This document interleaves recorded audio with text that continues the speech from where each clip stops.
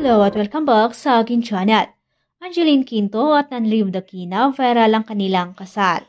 Sa kasal ni Angeline Quinto at Nanriv Dakina na dinaluhan ng maraming kilalang personalidad, naging napakakulay at espesyal ang okasyon.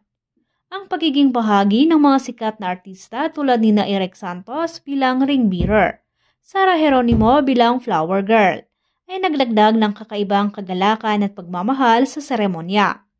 Hindi rin matatawaran ang papel ni Vice Ganda bilang pinamakahalagang kasama sa pagdiriwang, na nagbigay ng kakaibang sigla at katuwaan sa buong okasyon.